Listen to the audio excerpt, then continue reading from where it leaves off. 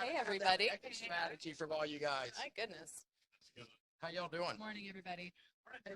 All right. So, as you know, we are on our way to New York City, where President Biden will announce a major investment in one of the largest infrastructure projects in the country. In New York, the president will be joined by New York Governor Kathy Hochul, New Jersey Governor Phil Murphy, Leader Schumer, Senator Gillibrand, Senator Booker, Senator Menendez, Mayor Adams, and Secretary of Transportation Buttigieg, as well as White House Senior Advisor and Infrastructure Implementation Coordinator Mitch Landrieu, who's here with me this morning. In addition to the Hudson Tunnel project commitment, the president will announce that the administration has awarded nearly $1.2 billion from the Infrastructure Law's new National Infrastructure Project Assistance Discretionary Grant Program for 9 major projects across the country.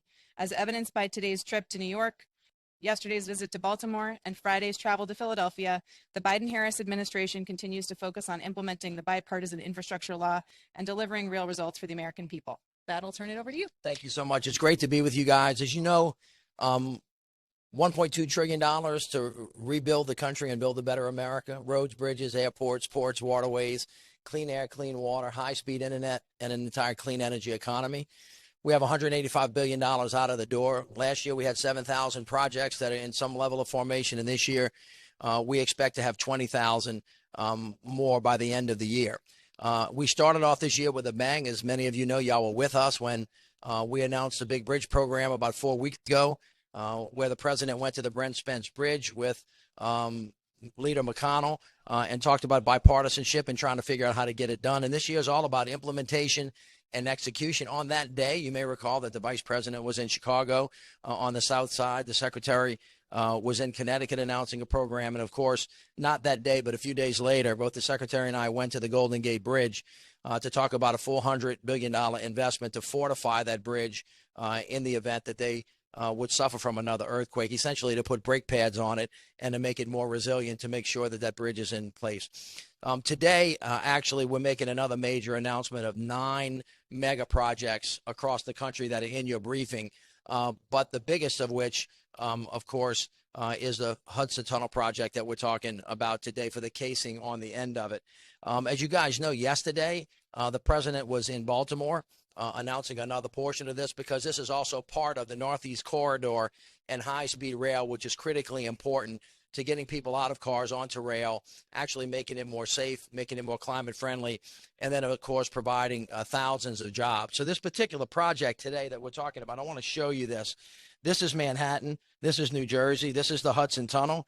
As you can see, this is part of a much larger, it's the biggest infrastructure investment program in the country. This is part of the Gateway program, and there are a bunch of different projects that are part of that. This particular portion today is right here at the Hudson Yards, which is the entrance of the tunnel, which is the first critical step to making sure that all of this is done. 2 of these other projects are already funded in the Northeast Corridor, and the president was last year in New Jersey at the North Portal Bridge. So this is a really critical part. It's $293 million of a $600 million program. That's just the first part of a much larger $16 billion program for the Hudson Tunnel that the federal government is a major part of.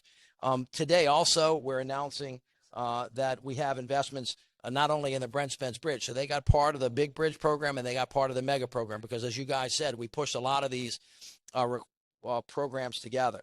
They're also announcing funding for the I-10 Calcasieu River Bridge, $150 million, the Metro UP North Line in Chicago, Illinois, the Alligator River Bridge in North Carolina, the I-45 and US 75 corridor in Tulsa, Oklahoma, the Roosevelt Boulevard Multimodal Bridge in Philadelphia, Pennsylvania, I-10 Freight Corridor, $60 million in Mississippi, and the Watson Cruise Multimodal Corridor in California. This is $1.2 billion for 9 projects. So when you put all of these things together, you start to see now the country taking formation and how this money is getting out, starting to get to the ground, coming out of the ground, and providing jobs. We expect that on the project today, the casing project, and then the entire tunnel project, when it's done, is going to create 70,000 high-paying jobs and actually get tons of folks out of cars and into the street, and, of course, make life a whole lot easier. You know, this particular tunnel, the Hudson Tunnel, was really hurt by Sandy as well, and there was some deterioration in it. And so we're actually building an entirely new tunnel not far away from the old one. And when that new tunnel is built, we'll start working on the old tunnel. This has been a partnership between the federal government and the state government, and of course 2 states. So it's a really complicated plan, and we want to thank clearly Senator Schumer and all of the senators who have worked on this, as well as the 2 governors who are all part of continuing to help make this happen. There was some confusion yesterday at the Frederick Douglass Tunnel. 10 years came up about, I think it was like 10 years to complete the project. Is that accurate? I don't know what the exact timeline is, but all of these projects are massive projects that take time. The point is, A, to get the money out of the door, which is, of course, what the president has been able to do when he passed in a once-in-a-generation bill. You know, people have been talking about this forever. And so now the most important part was to get the money. Now we have to get it out the door. Now we have to get it to the ground. And that was what yesterday was about. So I'll get you the timeline on that. But nobody should be surprised that these things take time to do, but we're going as fast as we possibly can. Well, I have a question on your meeting with Elon Musk just a couple of days ago. Railing onto Musk already? Specifically, if you can talk a little bit about what was discussed, and also did Tesla reach out to set up that meeting, or was that I won't something? talk much about what was discussed, except to say that part of what we're trying to do here, remember I said roads, bridges, airports, ports, waterways, clean air, clean water, and a clean energy economy. And as you can see, the private sector has come into this space in a really dramatic way. Every major auto manufacturer has decided to actually move into the building of electric vehicles. Tesla was there. They weren't there first. They were one of the first, and they have a big footprint. So we've been talking to all of the folks in the private sector to just try to listen to where they are, what their concerns are, how we can work together. You know that there's a substantial amount of money in this bill to help with the creation of critical minerals. You know that there's money in here to build battery plants because we've made a lot of announcements around that in partnership with the private sector. You also know that we have to get the supply chains right. And then finally, we have to create security so that people know that there's a place to charge. And so electrical vehicle charging stations are a critical part of what we're doing. We have to lay down 500,000 of them, but that's only a small portion of the total that's needed. So Tesla's a big player in the market, and that meeting was just one of many meetings we have, having general discussions about where they are, what are they thinking about, what are their pros, what are their cons, and, just having a general discussion about the implementation of the bill. Sorry, just a quick follow-up. In terms of sort of just the meeting, because it's Musk and, the relationship he has had, at least online with the president, I mean, does this sort of signify a sort of a shift? Why did the White House decide to finally meet him? Well, again, just in the course of the day-to-day work that I have to do, and the team at the White House, as the National Security Council, the National Economic Council, and of course, the climate folks, we're in constant touch with the folks that run all of these companies. So this is nothing out of the ordinary or unusual, and it is in the course and scope. You may not have been paying attention to my whereabouts the day before, but I was actually in San Francisco, and what had happened was Tesla was having an announcement the next day, a $3.6 billion investment to build an entire new plant to build the next level of batteries, and we missed each other and just said we'll catch up and if we can see each other in Washington D.C. So it was a run of the mill course of how we talk and make sure that our doors open to everybody. What's the thinking behind the timing of the intense focus on these projects this week? Like you just said, we're talking about projects that might be 10 years off because of their scope. It's a 2-year-old bill at this point. What's the reason for such a focus on these bits? A year and a half, not 2. It happened on November 15th, almost less than 2 years ago. Secondly, we have intense focus every day, all day. It's all about hurry the hell up and get it done from the president's perspective. So that's just the way we roll. And so we're continuing, as you know, the constant drumbeat of announcing, getting money out of the door quick. Again, you guys are aware of these. We do them every day. They're massive announcements all over the country. It's too hard for you guys to keep up with, actually. But right now, we will focus on this year about execution. So my team's job, along with the president being our leader, is to build the team, get the money out of the door, and then to tell the story. And so as we're doing that, we just want to make sure that everybody continues to stay focused. And because of the timing of the way the programs work, the notices of funding opportunities that have gone out, people applying for the grants, us being able to award the grants, and us being able to announce them, these are coming in the current course and scope of what we're doing. So this year, the first thing was the big bridge. This is the mega. And then you can expect a whole host of other announcements like this to demonstrate to the American public that we're doing the job the president asked us to do. From your perspective, doing this every day, have you seen a shift in the public awareness or appreciation of these projects as it's gotten bigger, as it's gotten? It's a myth that people don't know about these projects. If nobody knew about it, people would quit taking credit for all of them. And of course, Republicans and Democrats, especially people that voted against the bill, talk about them all the time. As Nancy Pelosi said, even those people that voted no want the dough. So I think the public is acutely aware because they drive by or they walk by them all the time. And so wherever there's a road project or a rail project going on, it is more likely than not got a substantial amount of federal funds in it because the president's commitment was to rebuild. Really simple. I'm going to use the power of my presidency to bring people together and get big things done. And this is bringing the receipts over and over and over again. And I think people pick it up and understand it. Mitch, House Republicans have talked about the need to cut spending to raise the debt limit. If spending cuts or budget caps went in place, what risks could that pose for the infrastructure projects you're talking about? Well, it would build less. If you have less money, you build less. And so I haven't had in my travels or conversations with one person of whatever stripe who said, I don't want a road, or I don't want you to fill the pothole, or I don't want a new bridge, or please let me keep dirty water, or by the way, we need high-speed internet because I don't want to talk to anybody. We haven't had that conversation. And so I just think, again, I'm not in the business of politics, but in general policy, if there are folks on the Hill that want to take away money from projects, they ought to, I think, identify which projects they don't want. And then maybe we can have that discussion with the American people. Have you identified those projects for them in any conversation? No, I've identified the ones that they say they want to build. That's what's happening. Everybody, as you know, when you look at these things, and maybe you should, we'll get you some information on this. Every one of these programs is way oversubscribed. So 1.2 trillion is a huge amount of money.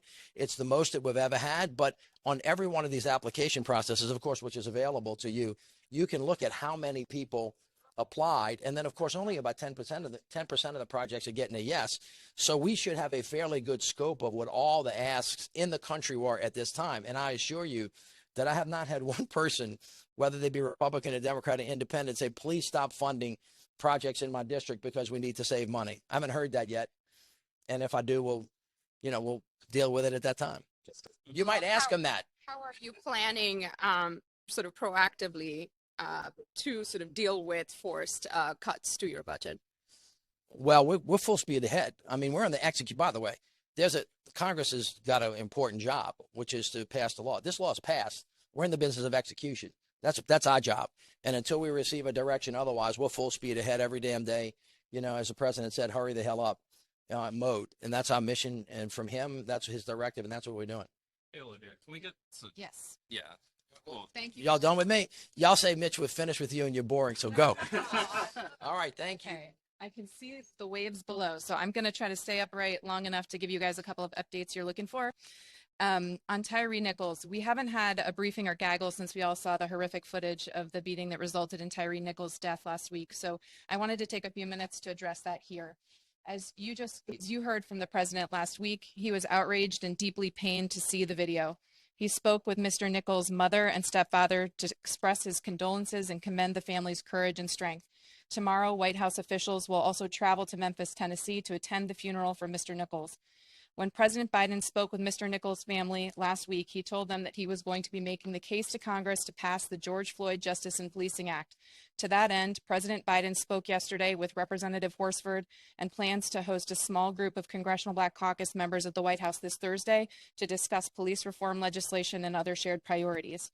President Biden is committed to doing everything in his power to ensure our criminal justice system lives up to the promise of fair and impartial justice, equal treatment, and dignity for all. When Senate Republicans blocked the George Floyd Justice and Policing Act from reaching his desk last year, President Biden signed an executive order that mandated stricter use of force standards and accountability provisions for federal law enforcement, as well as measures to strengthen accountability at the state and local level. But as the president has said, executive action can't take the place of federal legislation, and we need Congress to come together and take action to ensure our justice system lives up to its name. Does the White House have any reaction to Congressman Santos recusing himself from his assignments? I haven't seen that news, but I'd be glad to follow up with you. Olivia, can I ask, Title 42, we've gotten kind of conflicting information on whether that'll be shut down in May when you guys lift the COVID emergency. So can you kind of walk through exactly This, we proposed to lift Title 42 earlier and were blocked by court orders. Extending the public health emergency 1 month to May 11th doesn't change that. We do not know when the Supreme Court will rule on this matter or when it might lift its stay. But what we do know is that unlike congressional Republicans, we have a plan to lift Title 42 in a safe and orderly way. So just to be crystal clear on that, if May comes, the Supreme Court has not acted yet. You expect Title 42 to remain in place even though you've lifted the emergency. I don't have anything additional to add. We don't know when the Supreme Court will rule on this matter or what it might say. Just a McCarthy meeting on Wednesday. House Republicans say they want a path toward a balanced budget. Does the White House think a balanced budget is a good goal and something it should pursue for the economy? Look, let's start by talking, let's look at what President Biden has done to reduce the deficit. The president has cut the deficit a record $1.7 trillion, the largest decline in American history. His Inflation Reduction Act reduces it by hundreds of billions more, whereas the deficit increased every single year under Donald Trump. His 4 years in office are responsible for 25% of our total national debt from the last 230 years. And the first bill that House Republicans passed this year would add $114 billion extra to the deficit by helping billionaires cheat on their taxes. That's on top of the $2 trillion in Trump tax cuts favoring the wealthy that they propose extending. So when President Biden says he will work to reduce the deficit, he's not just said it, he's acted on it. And you know, he wants to hear Republicans' plans to do the same. Is that a continued goal going forward for the president? The president said he's happy to talk with anyone with ideas to responsibly lower the deficit, and he's put forward several proposals to do so by making the rich and big corporations pay their fair share. But what's the Republican plan? Is it to cut Social Security and Medicare? Is it to raise the retirement age? If Speaker McCarthy claims he doesn't want to do what he has previously voted for in this regard, he should share what his plan is. Just a quick question on Ukraine, Olivia. Yesterday, President said he is not giving Ukraine any F-16s. This was during the Gaggle. So we just wanted to understand, is he still willing to sell Ukraine F-16s? I don't have anything to add to the president's comments, but I think, as you all know, we're sending a significant amount of weapons and security assistance to Ukraine right now to help with their ongoing battlefield needs in response to Russian aggression. You know, we've sent artillery, ammunition, armored vehicles, critical air defense capabilities. We're in regular contact about their battlefield needs, and I expect we're going to have more security assistance to announce soon. And with that, I think we are a few feet off the ground, so I'm going to go take a seat. Thanks, everybody. Thank you.